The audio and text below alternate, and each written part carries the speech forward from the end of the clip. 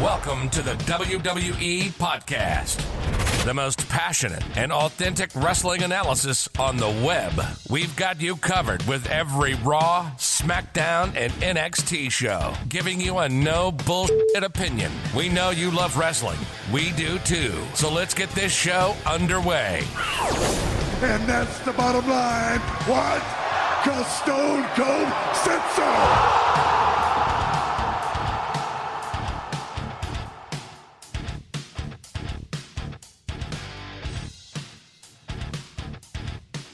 Hello everybody and welcome to This Week in Wrestling's Highs and Lows on the unofficial WWE podcast. I am excited to talk about what I liked this week and what I didn't really like this week. But there is a lot to talk about, so let's not waste any more time and get right into it. So honestly, there wasn't a lot that stuck out to me this week. I mean, nothing that was super exciting or super disappointing. Not anything that I can remember here at 10:30 at night on a Saturday. But overall, like I said, I think I enjoyed This Week in Wrestling. I think there was a lot of good and there was some not so good, but it was pretty even keel. So we don't have a lot of honorable mentions, therefore, but I am just going to jump into this week's high, and we are going to jump over to War Games that was last Sunday night, and particularly we're going to be talking about the Women's War Games match. Wow. This match was incredible. Obviously it had its low spots, but it was a clear choice for my high of the week because of a couple of things. One, although they gave the advantage to the babyface, right, the babyface team, and you don't normally want to do that in a War Games match, I appreciate them changing up the typical routine, so I didn't mind that much, and I think that they did a good job. And although the baby faces had the technical advantage, you had all that tomfoolery and obviously, right, heels being heels, cheating for lack of a better word, and therefore making it so the baby faces no longer had the advantage, although technically they did. So yeah, overall, like I said, I thought they did a good job. In-ring psychology was incredible, and that is just the beginning of this. The spots in this match were incredible. Io Shirai jumping off the cage and putting the trash can over her head. I thought that was hilarious and unique and new, and I loved that. She put her own spin on a more predictable spot. Ember freaking Moon and that eclipse on the chairs to Dakota Kai. I think it was Dakota Kai. I might be wrong about that. Don't quote me on that. But oh my God. I sat up from my chair, mouth wide open. That was one of the coolest things I've ever seen in all of my time of watching wrestling. And I might be a little biased because I do love Ember Moon, but I thought that was unbelievable. There was a spot, I think even too, Rhea Ripley nailed Dakota Kai with the mini sledgehammer. And not in the normal way you see, when you think of Triple H hitting someone with the sledgehammer and putting his hand on the top of it. No, she just swung that thing full force. Personally, I think that seems a little bit, again, you got to suspend your disbelief with that, because that probably should have knocked Dakota Kai out for the rest of the match, but whatever, I don't know. There was so much not even senseless, there was just so much violence in this match, and it was all put together really well.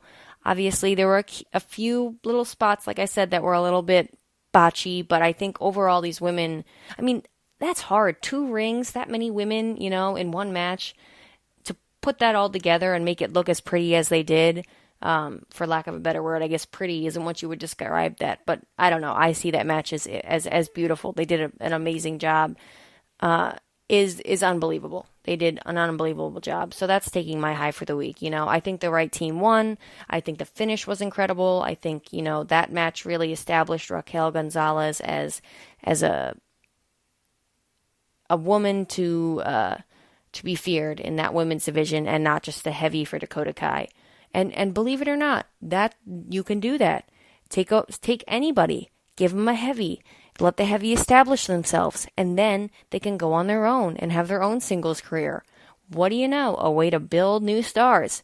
Genius, right? Maybe the rest of the company should try that. Anyways, I digress because I'm going to go down a rabbit hole on that one. So yes, so that's my high for the week. Not much more to talk about. If you didn't see the match, go freaking watch the match. Incredible. And if you compare the women on NXT and what they did on Sunday night, and compare that to what's going on the main roster, Lana,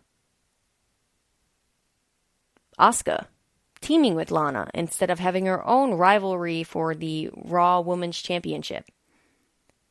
Sasha Banks trying to be a babyface.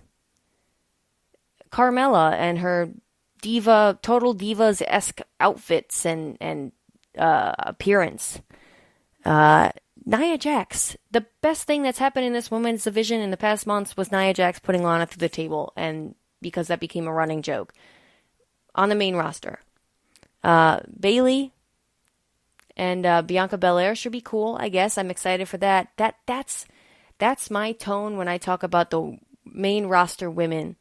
And when I talk to you about the NXT women, they stole the show. I don't care. I mean, there were a lot of other amazing matches on that card. Timothy Thatcher and Tommaso Ciampa in particular, but the women stole the show, in my opinion. I thought it was 10 times better than the men's match.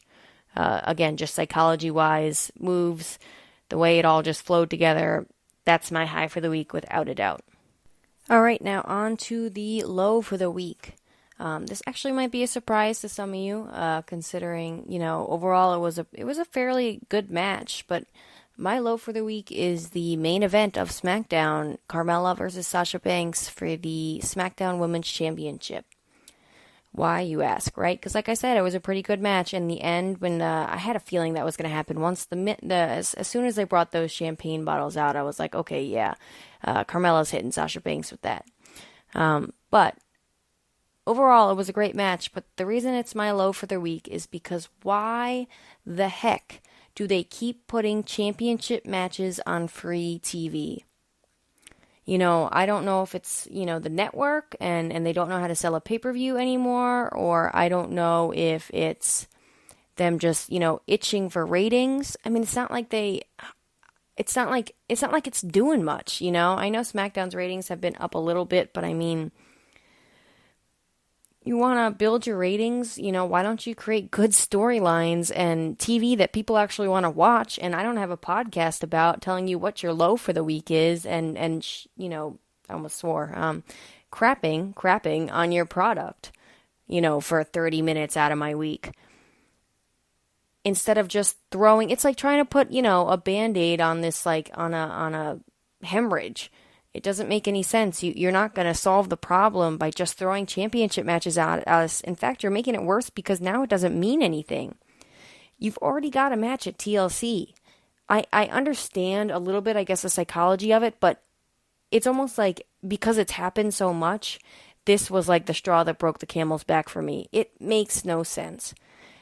Book good stories. Book good rivalries. Use this incredible wealth of talent you have, and maybe actually let them talk instead of writing every other word for them, and you might get a couple more viewers because the product now is not nearly as good as it could be with, again, the wealth of talent they have. So that's why it's my low for the week. Again, not because it was a bad match. I thought the two women, it was violent. I think Carmella is decent in the ring, and I think Sasha's great in the ring. I miss the old Carmella. I like the old outfits, the old everything a little bit more. I liked her old SmackDown Championship reign. I've always been a fan of Carmella. I don't like this whole new getup and whatever, but I'm happy she's getting a chance in the main event picture. Just not on SmackDown for the title when you've got a pay-per-view match coming up next week. You have a pay-per-view match coming up next week. I don't know. I don't know. I think this is eventually going to bite him in the butt. I don't know when, but I think you can only have bad booking and throwing, and hot-shotting is what I guess I'll call it. Hot-shotting. Hot-shotting is throwing a title match on the main event of SmackDown that you've got in a week, or let's just throw Goldberg at the problem, or, bring back a Hall of Famer just for viewership for that 1 week, and guess what's going to happen the next week? Those people aren't going to tune in again because you've got no decent storylines to, sink your teeth into. It's it's sad, like I said, because there is a wealth of talent on that roster that you could be using. And I don't mean there's no decent storylines. Like I think I've said the past 2 weeks, I love the Roman Reigns storyline, especially Kevin Owens this week. You know, that's an honorable mention for sure. I think, like, what a great promo. There's a couple good things going on, but for the most part, and the fact that I even have to be like, oh, for the most part, is sad. This is a multi-billion-dollar company, you know. Get your stuff together and put on some good TV. It can't be that hard because you've done it before, you know.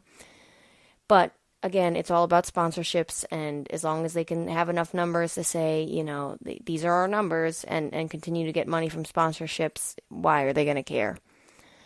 So that is my depressing low for the week. I got to remember to do that first and end on the high for the week. I don't mean to send you guys off on a bad note, but I am looking forward to TLC for the most part. I'm excited to talk to you guys next week.